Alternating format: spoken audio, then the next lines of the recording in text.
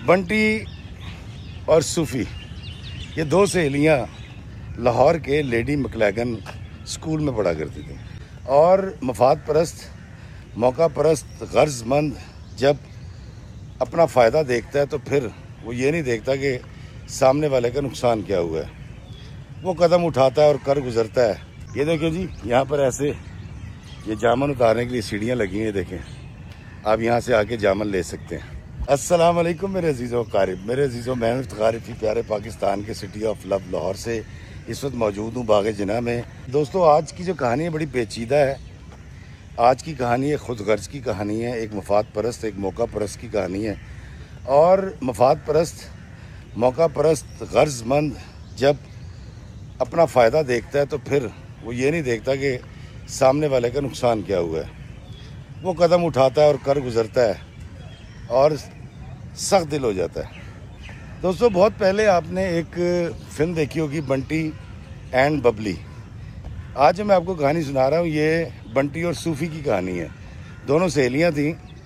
ये देखिए जी, यहाँ पर ऐसे ये जामन उतारने के लिए सीढ़ियाँ लगी हैं। देखें, आप यहाँ से आके जामन ले सकते हैं। खैर, ये एक इजाफी बात थी। बंटी और सूफ़ी ये दो सहेलियाँ लाहौर के लेडी मैक्लेगन स्कूल में पढ़ा करती थी। इसमें जो बंटी है उसका ताल्लुक़ एक गरीब घराने से था, जबकि सूफ़ी का ताल्लुक़ एक अमीर घराने से था। उन दिनों की बात है जब लाहौर में वैगनें भी पिक एंड ड्रॉप करती थी, लेकिन उस वक्त तक टांगे चलते थे। अर्ली 90s की बात है ये। तो क्योंकि सूफ़ी वैन पे आया करती थी और बंटी जो पैदल आती थी, तो बंटी ने सूफ़ी से कहा कि हम पैदल आया जाया करेंगे। बंटी और सूफ़ी आते थे, जाते थे। जाते हुए पहले एक पोश एरिया के अंदर घर आता था सूफ़ी का, और उसके बाद तकरीबन 1-1.5 किलोमीटर आगे जाके बंटी का घर आ जाया करता था। जब ये थक जाती थी तो वॉल्वो, उस वक्त बस चलती थी, 25 पैसे का स्टूडेंट टिकट था, 25 का था या 30 पैसे का था, बहुत महंगा नहीं था। ये उन दिनों की बात है। और पूरा लेडी मैक्लेगन ये जानता था कि बंटी के ख़िलाफ़ कोई बात की तो सूफ़ी नहीं छोड़ेगी, और सूफ़ी के ख़िलाफ़ कोई बात की तो बंटी नहीं छोड़ेगी।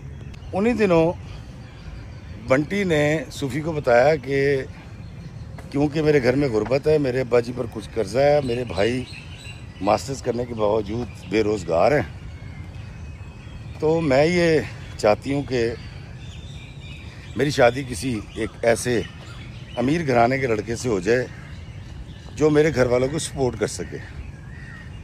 तो सूफ़ी ने उससे कहा कि तुम कितनी अजीब हो, अपनी शादी की खुद ही बात कर रही हो और ख़ुद ही अपने लिए बर तलाश करने की बात करती हो। तो बंटी ने कहा, मैं बस मैं ऐसी हूँ यार, गुर्बत में जवान हुई हूँ, तो अब मैंने वो शर्म का जो कुंड है, घूंघट उतार दिया। उन दिनों एमए कॉलेज के स्टॉप के ऊपर, क्योंकि मैं एमए कॉलेज से पढ़ा हूँ, मैं जानता हूँ, एमए कॉलेज के स्टॉप पर एमए कॉलेज के भी और दीगर कॉलेजेस के, यूनिवर्सिटीज़ के लड़के आके खड़े हो जाया करते थे। तो फिर वहाँ से जो लड़कियाँ गुजरती थी तो स्टॉप पर खड़े हुए लड़के छेड़खानी किया करते थे। तो बंटी जब घर जाती थी, ख़ास तौर पे छुट्टी के बाद सूफ़ी के साथ, तो ये दाएं बाएं इसकी नज़रें चल रही होती थी। मतलब ये जो लड़के खड़े होते थे उनके चेहरे देख रही होती थी, और उनके कपड़ों से, उनकी मोटरसाइकिल से, उनके चेहरे से उनकी हैसियत का अंदाज़ा लगाती थी। बंटी का ये रूटीन थी। सूफ़ी इस मामले में बड़ी सीधी सीधी सर झुका के जाती थी, सर झुका के आ जाती थी। तो एक दिन एक लड़का ट्रेल के ऊपर था। ट्रेल होती है ना जिसके आगे शॉक्स बड़े लंबे होते हैं, और बड़े लंबे से उसने बाल रखे हुए थे। ये उसको 2-4 दिन वो इन दोनों को देखता रहा, बंटी उसको देखती रही, और अल्टीमेटली एक दिन उस लड़के ने, जिसका इनको अभी तक नाम मालूम नहीं था, उसने सूफ़ी के बैग में पीछे से आके ना एक ख़त रखा। दोस्तों, उस वक्त लैंड नंबर हुआ करते थे, मोबाइल थे लेकिन बहुत कम थे, और शायद ये वही दौर था जब मोबाइल पर फ़ोन के भी पैसे होते थे पर मिनट के हिसाब से। सूफ़ी ने घबरा के वो जो ख़त था, वो जो रुका था, वो उसने फेंक दिया। बंटी ने उठा लिया और जब पढ़ा तो उस पर लिखा हुआ था कि मैं आपसे बात करना चाहता हूँ। अब सूफ़ी ने बंटी से कहा कि देखो ये ठीक नहीं है जो तुम कर रही हो, इसको फेंक दो, और इस तरह के लड़के जो होते हैं ना बड़े फ्रॉडी होते हैं और फलां फलां फलां। बंटी ने कहा कि मैं इससे बात करना चाहती हूँ, और बंटी ने उसी वक्त एक कागज़ के ऊपर रुके पे लिखा कि अपना नंबर दो, और इसको दिखा के सड़क पे फेंक दिया वो रुका। अब ये चलती जा रही हैं और ये वाली बंटी साहिबा ये काम भी कर रही हैं। लड़का आया, उसने उठाया, उठाने के बाद वो थोड़ा सा आगे गया बाइक पे और उसने फिर सड़क पर वो एक रुका और फेंक दिया। इसने जाके उठा लिया। इसका तरीका ये होता था कि रुका लिखा, उसको किचमिचोला किया ऐसे चुरमुर करके और फेंक देना।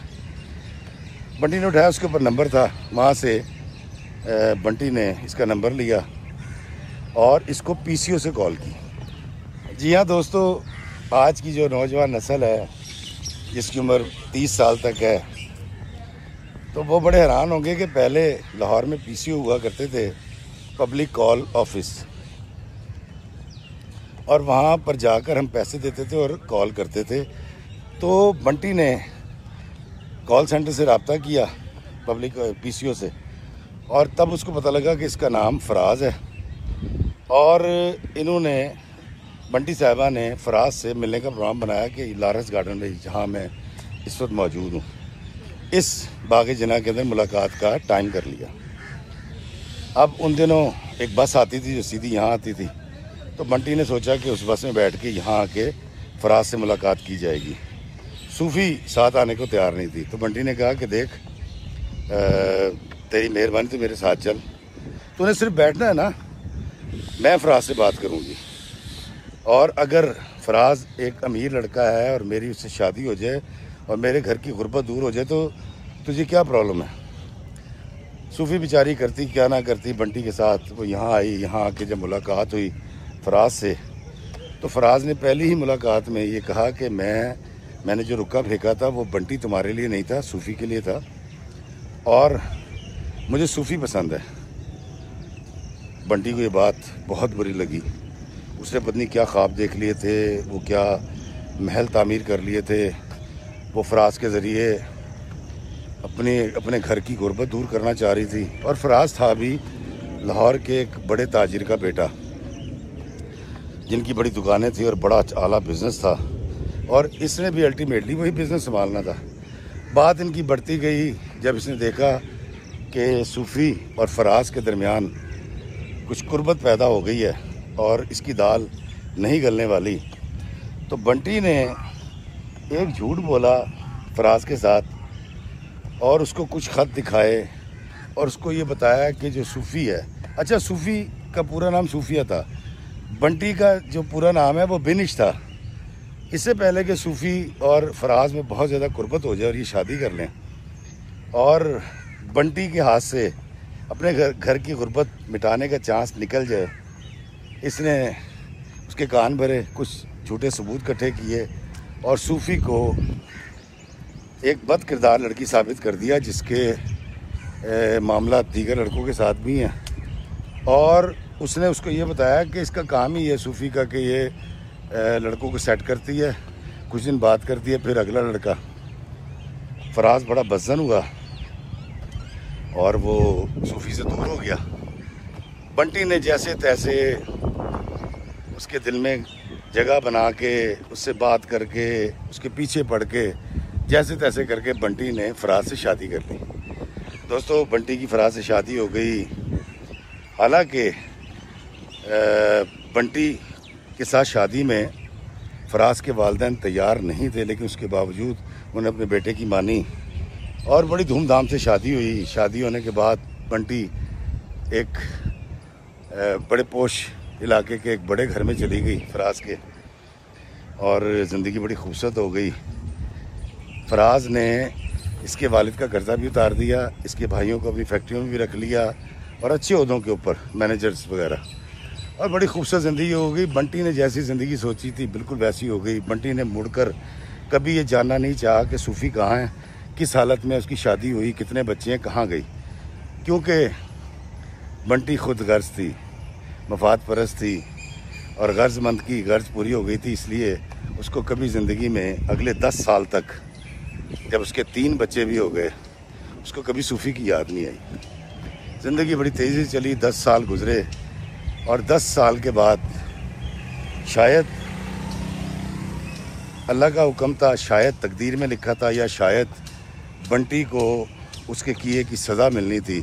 एक दिन बंटी के पेट में बड़ा शदीद दर्द हुआ, इसको डॉक्टर्स के लेकर गए, सारे टेस्ट हुए, 6 महीने तक कुछ नहीं पता चल रहा था कि बंटी को क्या हुआ है। और 6 महीने के बाद डायग्नोज हुआ कि बंटी को मैदे का कैंसर हो गया।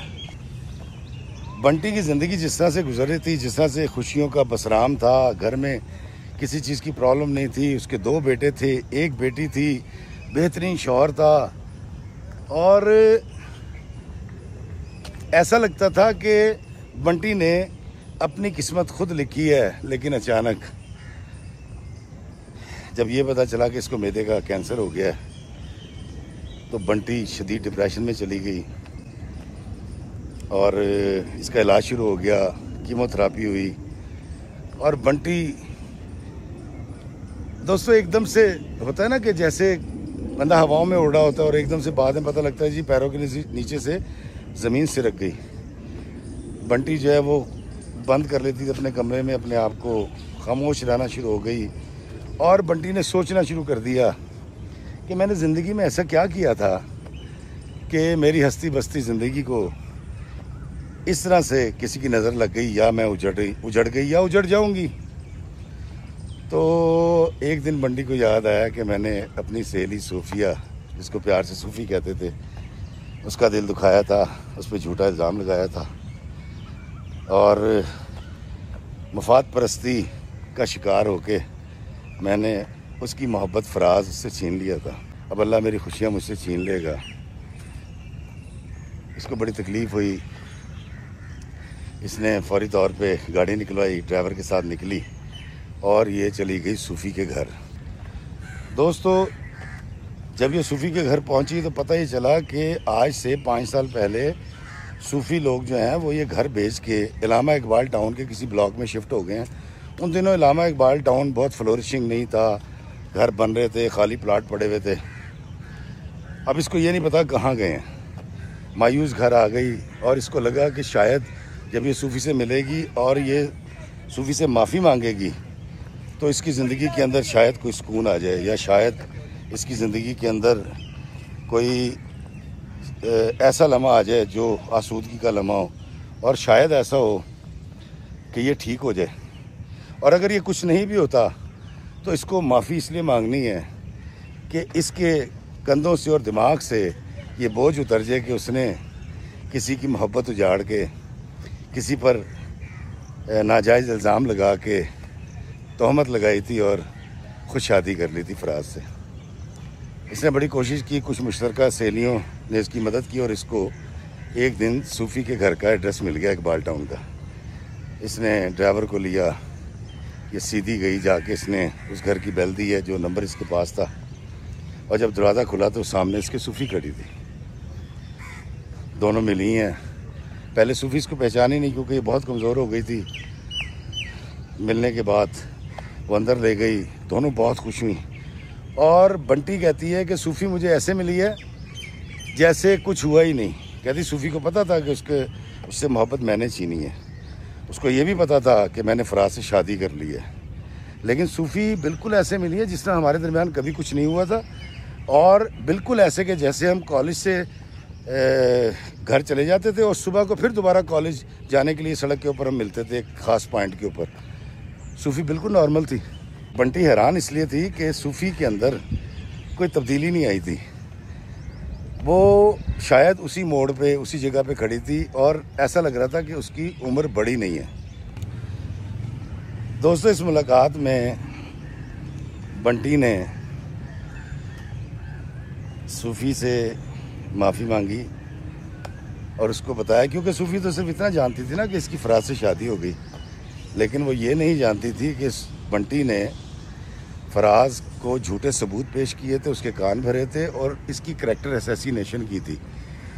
इसलिए फराज ने सूफ़ी को छोड़ के फिर बंटी से शादी कर ली थी। बंटी रो रही थी, बंटी ने माफ़ी मांगी, सूफ़ी ने उसको पहली माफ़ी पे माफ़ कर दिया। उसने कहा बेवकूफ़, रोना नहीं है, जो होना था हो गया, चलो ज़िंदगी में आगे चलते हैं, मेरा दिल साफ़ है। माफ़ी मिलने के बाद बंटी का दिल हल्का हो गया, उसके दिमाग का बोझ उतर गया, वो ज़्यादा फ्रेश और खुश महसूस कर रही थी। और फिर उसने सूफ़ी को बताया कि सूफ़ी, मुझे मैदे का कैंसर हो गया। तब जाके सूफ़ी को ये बात समझ आई कि इतनी कमज़ोर क्यों हो रही है और ये इसकी हड्डियों का ढांचा क्यों बना हुआ है। सूफ़ी बेचारी रो पड़ी और उसके लिए दुआ करने लगी। तो बंटी ने उसे पूछा कि अपने बच्चों से, अपने मियाँ से तो मिलवाओ। तो बंटी ये जान के हैरान हो गई कि सूफ़ी ने शादी नहीं की थी। सूफ़ी ने कहा मैंने शादी नहीं की। तो बंटी ने पूछा कि तुम फराज का इंतज़ार करिए। उसने कहा नहीं, शायद टालने के लिए कहा था। उसने कहा बस मेरा दिल ही नहीं किया। और कुछ मसरूफियत ऐसी थी, अम्मी बीमार हो गई, पहले उनको सर्व करती रही, वो डेथ हुई, फिर अब्बा बीमार हो गए, उनको सर्व करती रही, उनकी डेथ हो गई। तो वो 10 साल शायद उसी में खिदमत में गुजर गए, इसलिए शादी का मौका नहीं मिला। दोस्तों, इस मुलाकात में सूफ़ी ने वाकई सूफ़ी होने का सबूत दिया। उसने बंटी से ना कोई गिला किया, ना शिकवा किया, ना कोई स्यापा किया। उसने दिल साफ़ कर लिया। उसने कहा बंटी, जो होना था हो गया, ज़िंदगी इससे बड़ी चीज़ का शायद नाम है। तो बंटी ने उससे पूछा फिर तूने शादी क्यों नहीं की? तो उसने बताया कि मैंने तुम्हें बताया तो है कि मैं अपने वालिदैन की खिदमत में मसरूफ़ हो गई थी, वो इत्तेफाक से रहे नहीं। तो अब देखते हैं ज़िंदगी में आगे क्या होता है। बंटी वहाँ से आ गई, बंटी के दिल का बोझ उतर चुका था। लेकिन बंटी ने आकर अपने गुनाह का एतराफ़ फिर अपने खामिद के सामने भी किया। जब शाम को उसका खामिद आया तो उसने उसको कहा कि मैं आज आपको एक राज की बात बताना चाहती हूँ, एक ऐसी बात जिसकी मैं एक फ़रीक से माफ़ी मांग चुकी हूँ, लेकिन अब आपसे माफ़ी मांगनी बाकी है। तो उसके शौहर ने कहा कि हाँ बताओ। तो बंटी ने उसको बताया कि मैंने तुम्हें और सूफ़ी को जुदा करने के लिए झूठ बोला था और उसके किरदार पे झूठे इल्ज़ाम लगाए थे, और वो जो ख़तूत थे जो मैंने तुम्हें दिखाए थे सूफ़ी के नाम से, वो सारे झूठे थे, जो उसने मुख्तलिफ़ लड़कों के नाम लिखे थे। उसका हस्बैंड को बड़ा गुस्सा आया। उसने कहा तुमने ऐसा क्यों किया? तो बंटी ने एतराफ़ किया कि मेरे घर में गुर्बत थी, मेरे बाप पे कर्ज़ा था, मेरे भाई बेरोज़गार थे, और तुम अमीर लोग नहीं समझ सकते कि हम गरीब क्या क्या ख्वाब देखते हैं, और जब इनके ख्वाब पूरे नहीं होते, इनकी ख्वाहिशात पूरी नहीं होती, तो इनके दिल पर क्या गुज़रती है, और जब इनके दिल पे कुछ गुज़रती है तो फिर ये क्या कुछ करने के लिए तैयार हो जाते हैं। तो मैंने भी ऐसे ही किया है। लेकिन मैं तुम्हारे सामने एतराफ़ करती हूँ कि मैंने झूठ बोल के तुम्हारे दिल में जगह बनाई थी और शादी की, लेकिन मैं तुमसे दिल से मोहब्बत करती हूँ और मैंने कभी तुम्हारे साथ कोई ख़यानत नहीं की।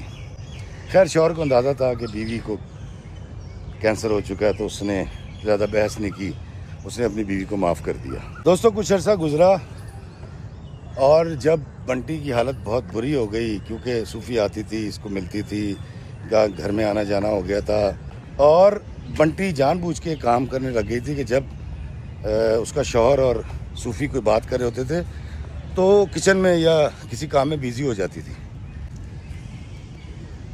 दोनों ने एक दूसरे से कोई ख़ास बात नहीं की इस्लाम दुआ के अलावा, क्योंकि वो दोनों कोई बात शायद करना भी नहीं चाह रहे थे। लेकिन ये बात बड़ी पक्की है कि दोनों के दिल के अंदर मोहब्बत का एक समंदर मौजूद था, जज्बात थे जिसका वो इजहार करना चाहते थे, लेकिन बावजूद कर नहीं सकते थे।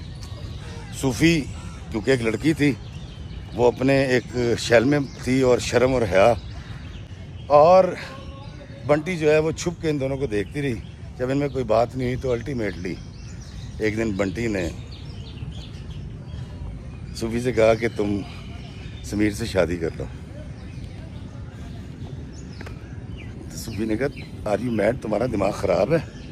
उसने कहा देखो, मेरी ज़िंदगी मौत का कुछ नहीं पता, मैं मर जाऊंगी, मेरे मियाँ को भी तुम संभाल लोगी, तुम्हें तुम्हारी खोई हुई छिनी हुई मोहब्बत मिल जाएगी और मेरे बच्चे तुम्हारी छत्र छाया में पल जाएंगे और मेरे बच्चों को एक माँ दे दो ताकि मैं सुकून के साथ मर सकूं। बंटी की बात सुनने के बाद सूफ़ी के दिल में रहम भी आया और लालच भी पैदा हुई।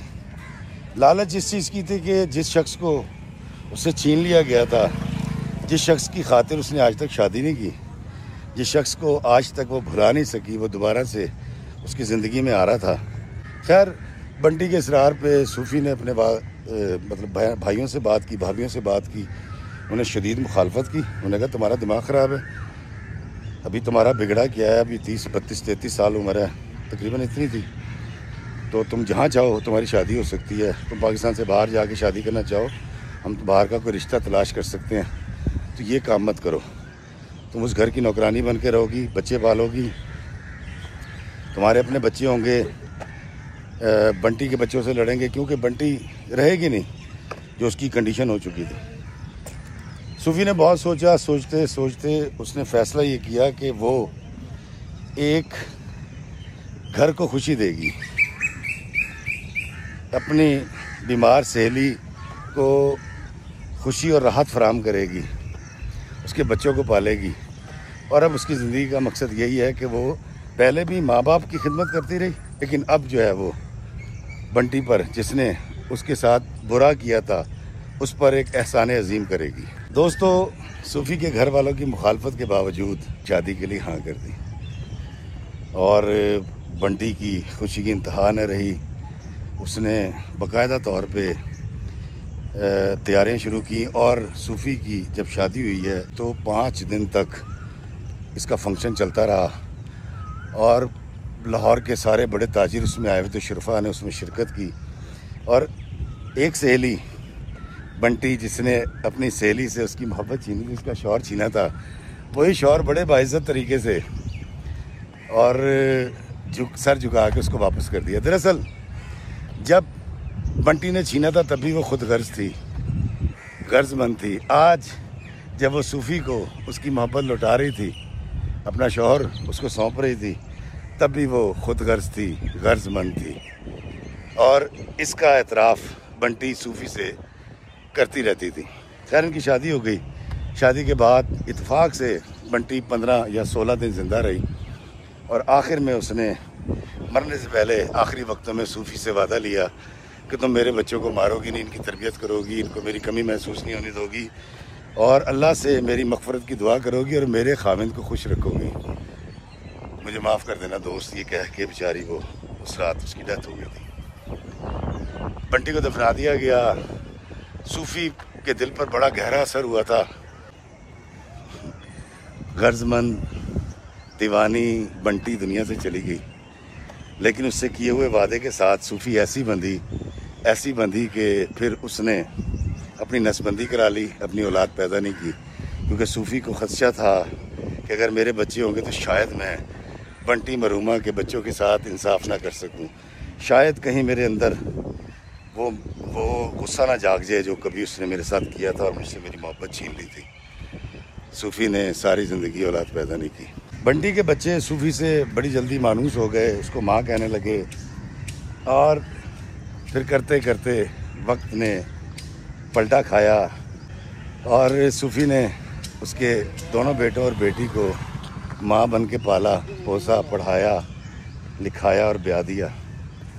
आज सूफ़ी दादी है, नानी है, लेकिन अपने बच्चों की नहीं।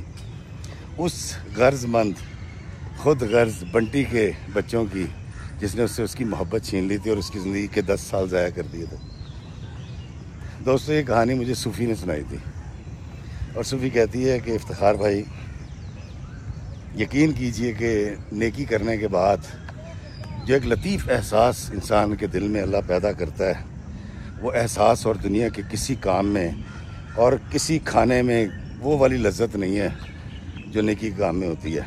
दोनों एक दूसरे से दीवानगी की हद तक मोहब्बत करते हैं, दोनों एक दूसरे के लिए दीवाने हैं, पागल हैं, क्रेज़ी हैं, आज पूरी दुनिया घूमते हैं, लेकिन दुनिया में जहाँ भी जाएं उनके दरमियान तीसरा अगर कोई मौजूद होता है तो वो बंटी होती है। बंटी का तस्करा होता है, बंटी का जिक्र होता है। कुछ बुरा करने के बाद ही हमेशा के लिए ज़िंदा हो जाते हैं। और फिर खुशकिस्मत वो होते हैं जिनको अल्लाह ताला अपनी गलती को सुधारने का मौका फराहम कर देता है। बंटी ने अपनी जो गलती सुधारी तो सही, लेकिन उसको खराज अपनी जान का अदा करना पड़ा। इस दुनिया से चली गई, कैंसर हो गया था उसे। दोस्तों, मुझे जब ये सूफ़ी ने कहानी सुनाई थी तो मेरी आंखों से आंसू रवा हो गए थे, और आप यकीन करें कि मैं आंसू रोक नहीं सका था। अभी भी शायद वो एक्सप्रेशंस आपको मेरे चेहरे पे मिले होंगे कहानी सुनाते हुए भी। उसकी वजह यह है कि ऐसी कहानियाँ बहुत कम होती हैं जिसमें इस तरह से कोई पहले लुट जाए या उसको लूट लिया जाए और फिर वो लुटेरे के लिए अपनी ज़िंदगी फिर लुटा दे खुद से, और उसको माफ़ कर दे और उसको एक अज़ियत से निजात दिलवा दे। सूफ़ी ने बंटी के साथ ऐसे ही किया। सूफ़ी बंटी की ये कहानी, मेरे पास अगर पैसे होते तो मैं इस पर ड्रामा ज़रूर बनाता। बंटी और सूफ़ी, बंटी एंड सूफ़ी, बंटी एंड बबली, जिस तरह एक फ़िल्म थी, या मैं इसमें फ़िल्म ज़रूर बनाता।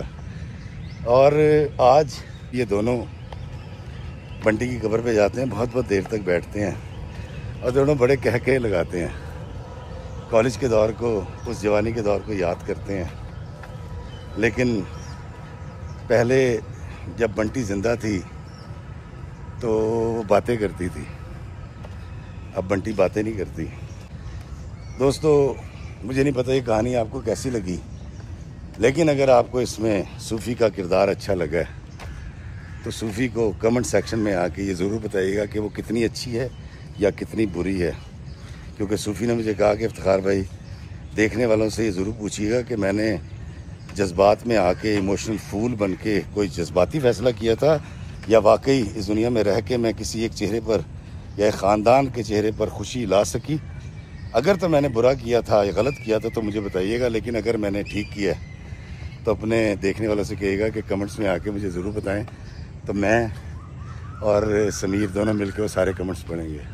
सूफ़ी, यू डन ग्रेट जॉब। खुश रहें, सलामत रहें। खुशी के असल और हकीकी मायने आप जान चुकी हैं, क्योंकि आप कुर्बानी देना जानती हैं। मेरी तरफ से आपको सलाम है। अब देखते हैं कि मेरे चाहने वाले क्या कहते हैं। दोस्तों, गर्मी बहुत है, वक्त काफ़ी हो गया, मुझे दीजिए इजाज़त इस दुआ के साथ कि अल्लाह हमें आसानियाँ अता फ़रमाए और आसानियाँ तकसीम करने का शर्फ़ अता फ़रमाए। आमीन। अस्सलामु अलैकुम वरहमतुल्लाहि वबरकातुहू।